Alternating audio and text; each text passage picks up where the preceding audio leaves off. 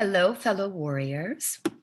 Welcome to a new episode of Divided, Survived, and Thriving. I am Lila Aiken Ali, a divorcee, a divorce coach, and the founder of Split FYI, an online divorce community rich in resources and information for anyone going through a split. As you know, some of you know, I love interviewing badass humans who have not only survived divorce, but have come out the other side superheroes of their own story. And these conversations are about turning the painful process of divorce into a positive force in your life. So Divided, Survived, and Thriving hosts so many stories of resilience, passion, grit, familiarity, and survival. So this is the greatest place, I feel, to feel understood, motivated, and a reminder that no matter how hard it gets, you got this, and it will get better in the end. So divorce helped empower me and my guests, I think, to be what taught them to be the most and the best advocate they could be. That's what I would say. And so I hope it can do the same for you. Without further ado, my guest for today is the lovely caller, aka Sporty Spice, Jill Gulotta.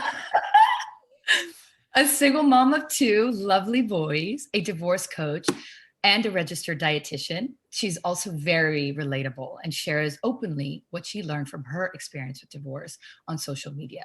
Her message is always of hope and encouragement, and you really feel like you already are friends with her when you watch her videos. So today we will dive into her experience of divorce, eating disorder, and how keeping healthy is so essential during such difficult times, but the one thing that people seem to let go of. Thank you, Jill, for joining me today. Thank you so much for having me. I'm honored to be here. And that whole intro, oh my God, just so amazing. You know, I actually really enjoy creating these intros because I want to slightly capture, the essence of the person that I'm interviewing. And it's funny because every time I watch your videos or I see you on social media, I always think Sporty Spice. It's so funny. And I don't necessarily am a big fan of the Spice Girls, but we all know them and we grew up with them. And you're like, oh, Sporty Spice. It's funny because growing up, I don't know if I've told you this, I was a tomboy, like legit tomboy, Yeah. short hair, played every sport under the sun, still very athletic. And so Sporty Spice actually, and I have like an edge to me. So I guess Sporty Spice actually fits very well. It really does. See, it resonates, right? It's funny how that is. Like it comes off, and which actually shows like the toughness and the resilience, which is great. So, anyway, I know that you started your private practice of nutrition 4 years ago, but I wanted to find out a little bit about, did that coincide with your divorce? How was that because of or before? So let's find out a little more about that era. So I'm, as you mentioned, a registered dietitian, and actually that's a career change for me. I used to work in finance. Wow. And while I was working in finance, it was just not something I was passionate about. It didn't light me up. I think we should, as scary as it can be, is follow our passions and do things that light us up and inspire us. And so when I was working in finance, it definitely wasn't that for me. And so I started to think about what's a big part of my life. What are some of the things that I enjoy? What are hobbies I enjoy? And Sporty Spice that I am, nutrition and exercise is always a big part of that. And also particularly because I went through my own disordered eating in college. And I'll talk about how that came back up during my divorce. So it was an interest of mine. So I went back, I got my master's in exercise phys and nutrition. I worked at a gym and ran a nutrition program for a while, and then I just ventured out on my own. So I've had my own private practice in nutrition for the past 4 years. And the piece of nutrition that I love is the counseling. I always say that I take on interns for dietetics right now, and I say to them, at the end of the day, nutrition is therapy. Like Right. it's therapy. What drives our food behaviors is so emotional.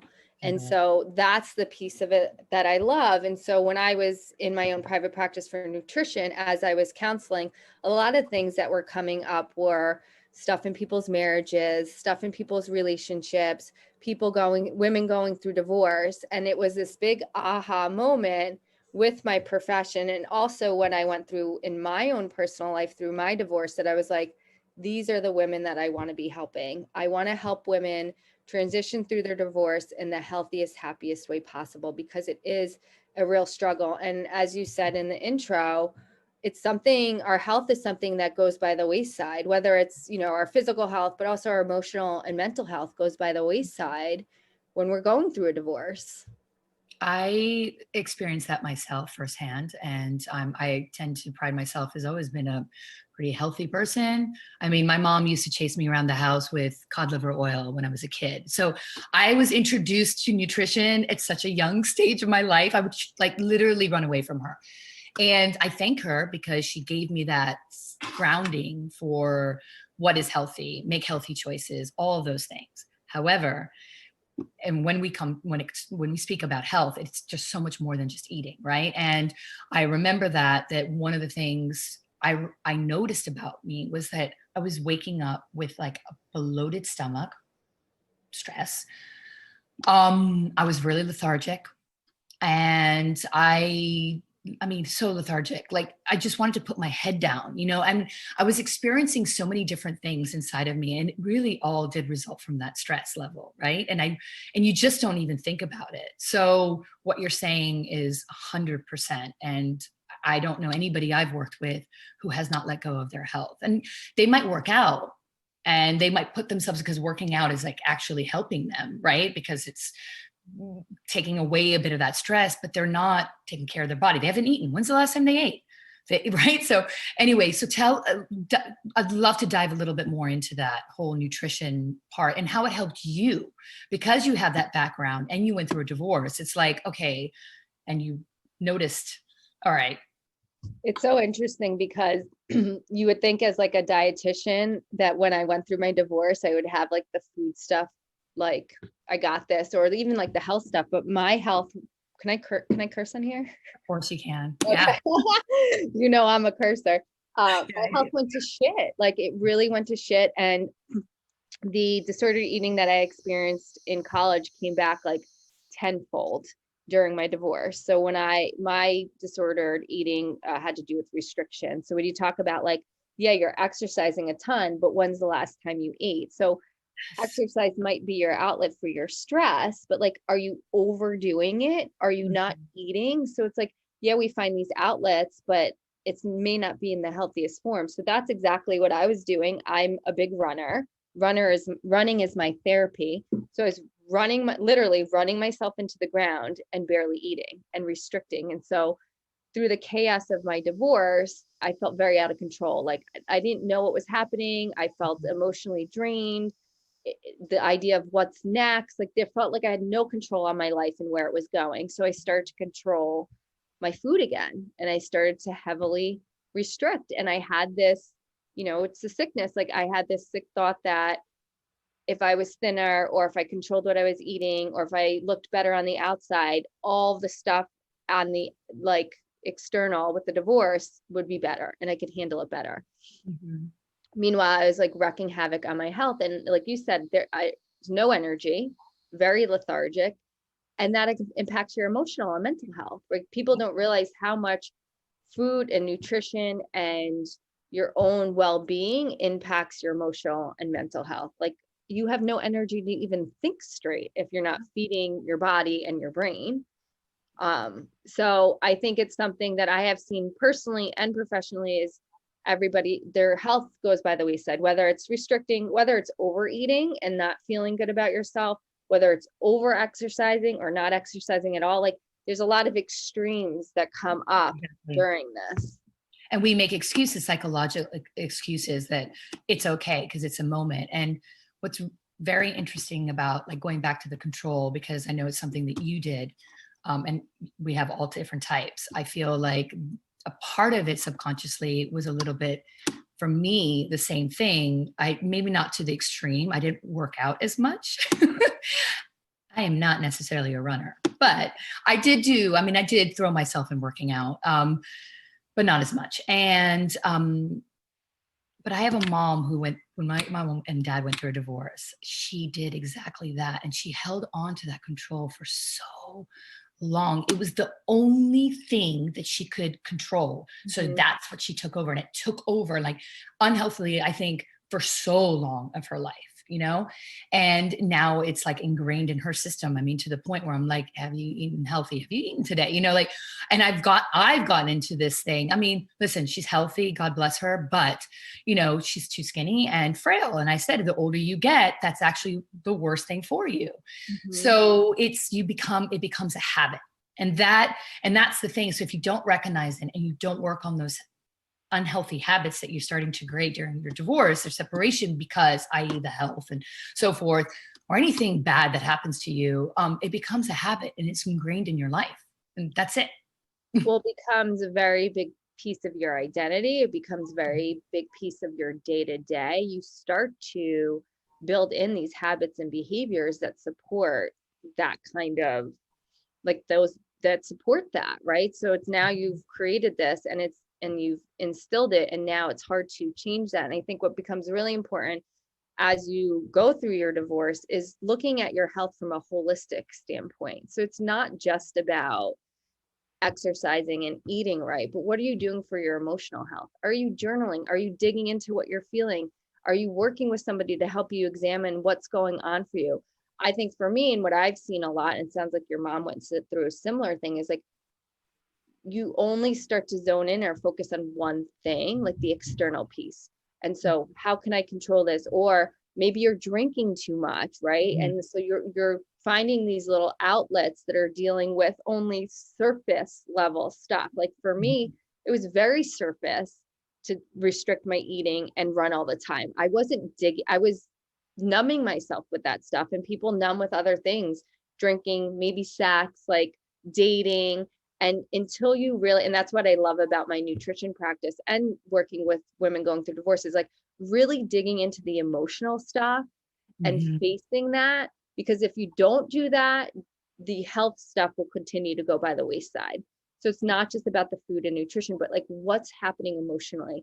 How do we recognize that, bring awareness to it, and work on that? Because I always say like the food and exercise is the surface stuff. We need to dig deeper, because we can't change the surface unless we're digging into the deep foundational stuff. Right. And what we're associating with what we're doing, right? Like, why are we associating that? Like, what is it about restrictive eating? You know, what are you associating that with, right? Loss or fear or feeling like you're alone. I mean, you know, there's so many different things that you associate that, I guess you're, like you said, the actual outcome of what you're doing, right? I mean, listen, as women, you know, you always tend to, our age, we know a handful of women who've had eating disorders, if not our own selves, right? So it's prevalent and it is unfortunate, but that's the way it is. And when you then layer that with divorce and separation, oh my God, it's like a whole tidal wave comes over you. It's a storm. I mean, I had friends who were coming over and like making sure I ate, you know, and it's not because I didn't want to eat to look good. It was because I didn't have the even emotional ability to eat. So there are emotional eaters, for example, like you were saying earlier, who like they eat because they're emotional and sad. They overeat. And some who just are like, I can't eat. Like I can't, like your stomach shuts down, right? Those extremes, yeah. The extremes. Okay, so you said balance. That's really interesting. So what are some of the things that you do when you work with, like, besides the journaling, which I think is super, super important, and you mentioned that, what other things can somebody do to figure out if they really are balanced in their approach of So we were saying how health is not just like your physical. So I'd like to really make sure people are filling all of their like self-care buckets. And so obviously that goes with health and nutrition and exercise. So making sure, one, that piece is covered, that they're eating and they're eating well, and helping people. I think it becomes important to understand why eating is important, right? Like you need it for your emotional health, like, and especially where the person is at. So someone that's going through divorce, like understanding, like, emotional healing takes energy, and you need food for energy. So like, you're not just eating to like eat, or you're not restricting just to restrict. Like, you need, why you need this food is X, Y, and Z. This is how it's going to help you move forward in this divorce process. This is how it's going to help you move forward in feeling better. So I think one thing I always try to do with my clients is to give them an understanding why eating is more than just what you look like on the outside, how it's going to impact you and help you move through this part of your life and go through this challenging time. Like, food is energy. You were saying you want to put your head on the pillow. Like, you need energy to really deal with all of this emotional stuff that comes up. So helping people obviously have a balanced diet where it's not they're restricting, or they're not like using it as a vice and fueling their emotions, but how do we set up like a nice, well-rounded, balanced diet for you that's going to help impact you actually emotionally moving through this healthfully and as easily as you can. Also creating a healthy exercise routine. So it's not, pounding the pavement 7 days a week, but maybe it's like 3 days of running and a couple days of yoga. So really that kind of, surface level piece. So that's like one part of it. Right. The journaling is really, I want people to dig into like gratitude. So like starting to address like your emotional mental health with the journaling is like practicing gratitude, because I think it's important when you're going through a divorce to understand there are still things to be grateful for. Yeah. And so when we can open up this space of gratitude, we can see some hope, we can see some light, we can see there's still great and wonderful things happening in our life. Because when you're going through a divorce, I feel like it's very hard to see all that. Like, my life is over. This sucks. Now what? What am I going to do? I have people, and I did it myself. Like, I'm so thankful for this cup of coffee in my hand right now. I'm thankful for the blanket that I have on my bed. Like, small stuff. And you start there, and then just starts opening up. Like, I'm thankful for my friends. I'm thankful for my family. You start to gain hope and like clarity around there's more to life than your marriage ending. Then I have people also journal about, I think when you come out of your divorce, there's a sense of loss of identity. You're so used to being in this like couple or part of a unit, and now who the hell am I on my own?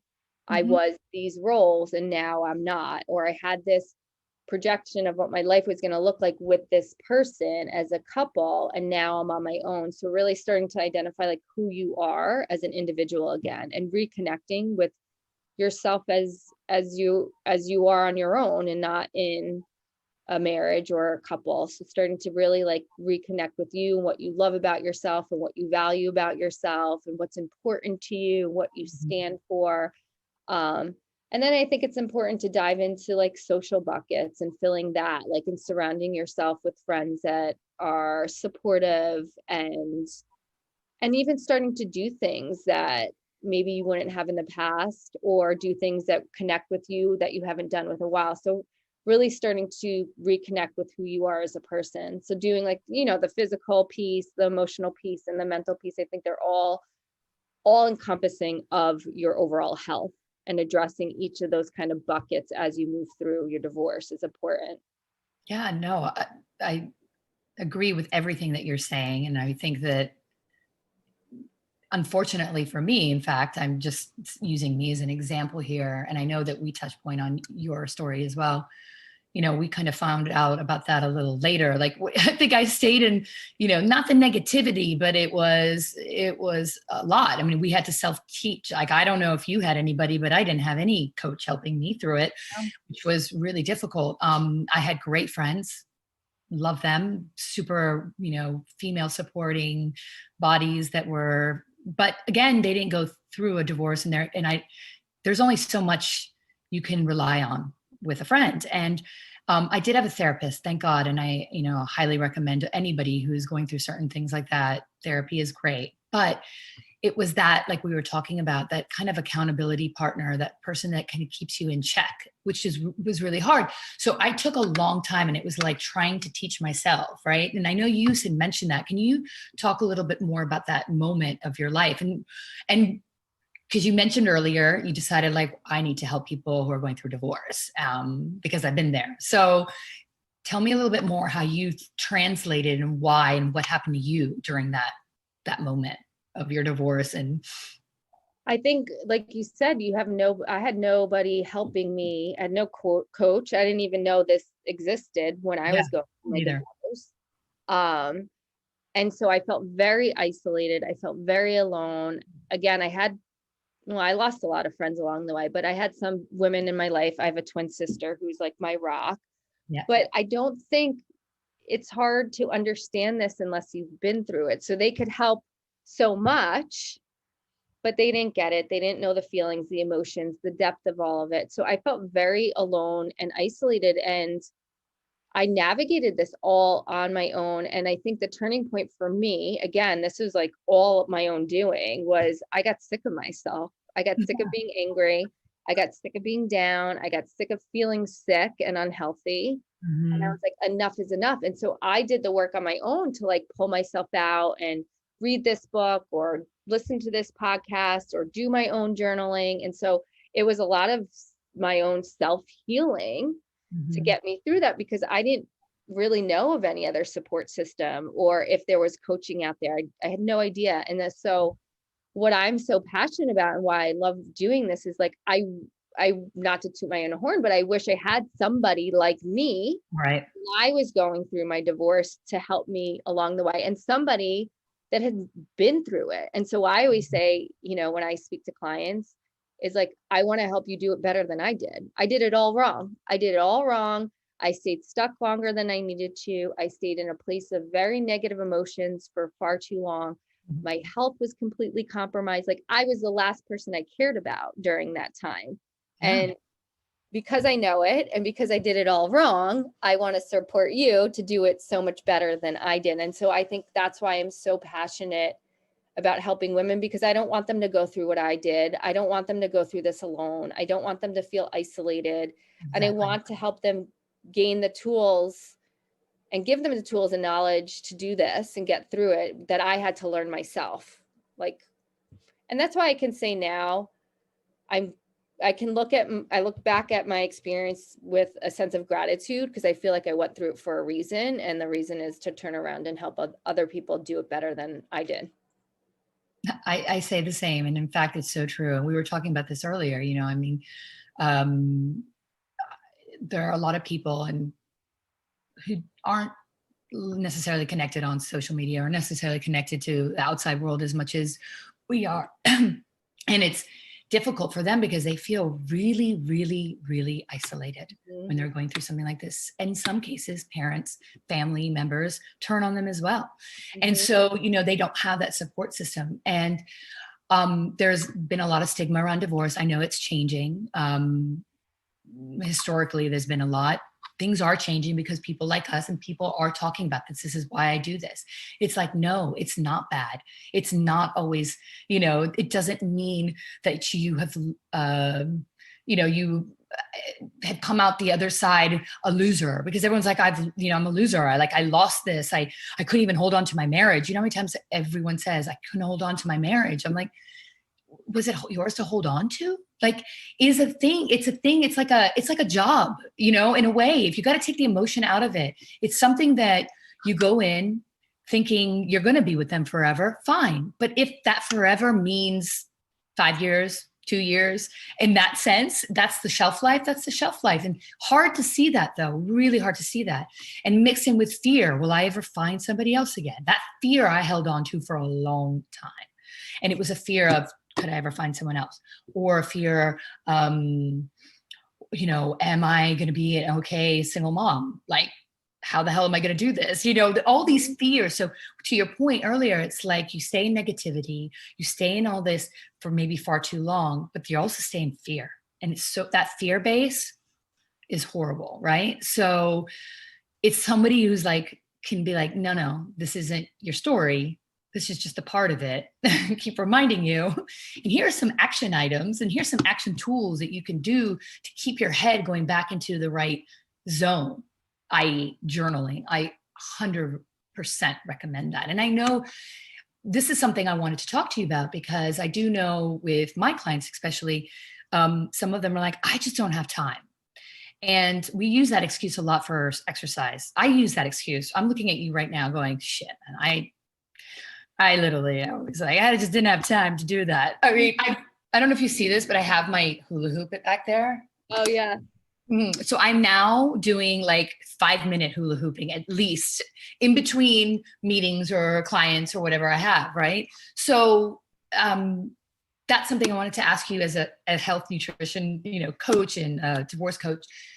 It's okay, right? Like if you just do 5 minutes, if you start doing those 5 minutes a day, like to talk to us about a little bit of how can we create those healthy habits? Like, what do you, because I know you do your Reclaim You program, but part of that, like, tell us, what do you tell people who are like, I just don't have time, I can't do it? I'm so big on like small achievable goals and that compounding on each other. And it's interesting that you said that about your exercise, like 5 minutes a day, because I work with clients that like do nothing or like do it all. And I was thinking about this on my run today. It's like, wow, like imagine if you did 10 minutes a day of something for the entire year, the impact that would have versus starting and stopping and doing nothing and then doing it all and stopping again. So Right. I hear myself say this all the time, but like small achievable goals over time compound on each other to have like sustainable change. So I'm Yes. very big on like making nothing overwhelming. So if someone tells me I don't have time, I said, well, or I don't know what to write, or I don't know how to do this. Like literally, I don't care if you take your journal out and write, I have nothing to write today, Yeah. and do the same thing tomorrow. And if it Mm-hmm. takes you 30 seconds to write it, now we're building the habit in. So Mm-hmm. always, I'm very big about meeting people where they're at, and also then and setting up small realistic goals for somebody. Um, and then the other thing I say is like this, you got to make this a priority, right? This is going to be a big piece of what helps you move forward. So you say you don't have time, but isn't it important for you to start moving through some of this stuff? And if you knew this was something that was really going to impact that, and I'm not telling you need to do for hours and hours on end per day, but if you knew 5 minutes a day, every day was going to move the needle for you, wouldn't you make this a priority? If you knew this one exercise is going to help you. So helping people understand the impact of Yes. what we're setting up and why we're setting it up is important to give them, and giving them the mindset that it doesn't have to be this overwhelming, overarching change. Like I'm really big on small, Mm-hmm. sustainable changes over time, because that's really what works. I love that you said that, honestly, because it, again, divorce is overwhelming, as we all know. Separating, divorce, all that, and to add more overwhelm to that is really difficult. And I do know that people sometimes have backlash, like, what's 5 minutes going to do? What's 10 minutes going? I'm like, it's going to do a lot in the end, Yeah. and it really does set. I don't know. It's like brushing your teeth, right? Like you don't go to bed without brushing teeth. You don't wake up in the morning without brushing teeth. Well, because you got in that habit. And what does that do? That keeps your teeth from decaying for the rest of your life. Yeah, I think having an understanding of like the impact of even the 5 minutes, because everybody wants immediate results, but like Exactly. what's going to keep you consistent? If 5 minutes a day keeps you doing it every day versus an hour once in a while, it's like Yeah. what's going to keep you consistent and setting it up. I love the book. I don't know if you've read this. If you haven't yet, you should read it. The book Atomic Habits. I honestly, I've skimmed through it. I got the book. I love that because I love the context of it. So yes, please It's like dive all in. about this. And I think, like you said, going through divorce is overwhelming, and like being overwhelmed is paralyzing. So how do we make every little thing less overwhelming? And I love his idea of like moving the needle 1% per day. Like, let's say you journal for a minute one day and then you journal for 2 minutes the next day. There's improvement. And maybe day 5, you're at 5 minutes. So it's like taking the overwhelm out, but also still providing the tools to move the needle a little bit each day. And you'll turn around in 3 months and feel differently, and in 4 months and feel differently.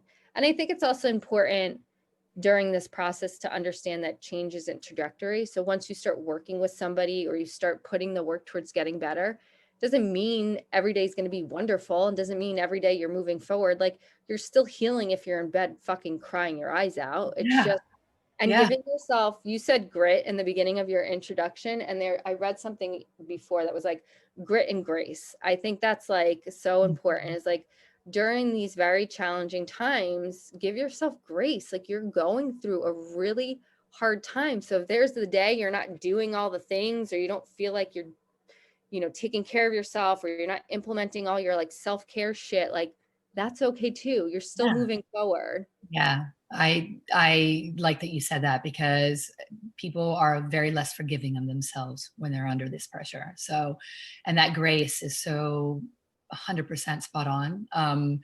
I know I couldn't find it for myself for so long. Same. And, and I do see that in the people I work with and our community, and, everyone's really hard on themselves, really hard on themselves. People are hard on themselves in general about health and fitness, right? Just that itself, right? Nobody, it's funny because you're saying about those actionable goals, I mean, when is it enough is enough, right? Like, so you want to have this kind of body and muscle and work out an hour a day. Well, then you plateau, you get to that goal, and then where are you going to go from that? So you're going to have to do what, another hour and a half, and you're going to have to do it. Like, it becomes that. So it's just like, that's why just have like realistic actions that you can do every day that make you happy too. So I'm a big believer in that. Like, that's why I do the hula hoop, because it makes me happy. Yeah, absolutely. I don't know how much workout I'm getting out of it, but like, it makes me happy. Right. So I'm kind of combining which is the best approach, because you're not doing it because you feel like you should be doing it. You're doing it because you enjoy it. And I think it's important to shift to a place like, do the things that make you feel good. So if running makes me feel good, I'm going to run, not to lose weight and feel like, oh, I exercised today. Like, it feels good for me on a whole nother level, mentally and emotionally. It makes me happy. It makes me feel connected to me. And so I think it's really important. And a lot of the things that I do with my client is like operating from a place of doing things that feel good for you, that make you feel good. And finding that place, very essential.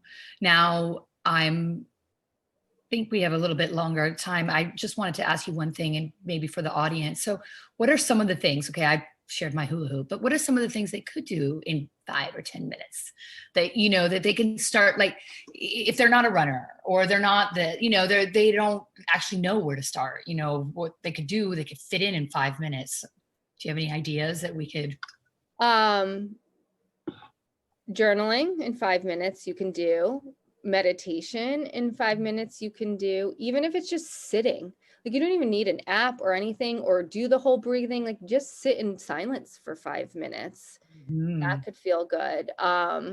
You could do like 5 minutes of a core workout. Like, there's so much that if you just did for 5 minutes cumulatively over time, that makes a difference. Like, air squats for 5 minutes, get on the phone with a friend for 5 minutes. I love that. While you're on the phone with your friend, you can do your squats. Yes. Read a book for 5 minutes. I think it's really important, like finding the things, again, going back to this idea of like, what gives you that sense of feeling good? What gives you that sense of relief or room to breathe? I remember for me, when I was going through a really hard time, I found myself playing solitaire with the cards. Interesting. And every night after my kids went to bed, I played like 1 or 2 hands, and maybe it took me 5-10 minutes. And something about that was just like a decompress. Right. So I think finding these little moments or outlets, and it could be and I always say this to clients, it's very particular to you. Like, it could be the oddest thing. I think solitaire is not like, people don't hear like, okay, now play solitaire to feel better, as it is like yoga or meditating. But it's these outlets, these pockets of things that give you a sense of relief, that give you a moment to breathe, that give you a moment to decompress. And if you did those for 5 minutes every day, I think you would see a huge impact in your mood and your emotional well-being and your mental health. Yep. I second that. I think thank you for sharing that. I love that. So you did solitaire, honestly. I never would have thought of that, but it's so true. Like, it gets your mind out of your mind. Like, you're just like, now I'm doing this. So I'm not thinking about anything else, which is what we need to do all the time. We've got to try to find that time to do that. Right. Yeah. Thank you, Jill. Like, do you mind sharing where people can get in touch with you, the best way? I know you're on Instagram, but share your. Yeah, that's the best way. I'm on Instagram. My handle is Jill.Gulotta. And yeah, I'm open, like Gullata, right? Gulotta. Yeah. Okay. OTTA, right? So Yeah. Gulotta. Yeah. Exactly. Jill.Gulotta. I'm on Instagram. I'm happy to people to just DM me if they need support. I'm actually, as of today, opening Mhm. up spots for my one-on-one coaching. So I'm opening up a few spots for that, which I haven't done in quite some time. So I'm excited to be opening up more spots for one-on-one coaching. Today is Wednesday. If this airs a bit later, today's Wednesday, January. Oh my God, I can't Where believe I are just you? where am I? I mean, where am I? January, what is it today? 13th?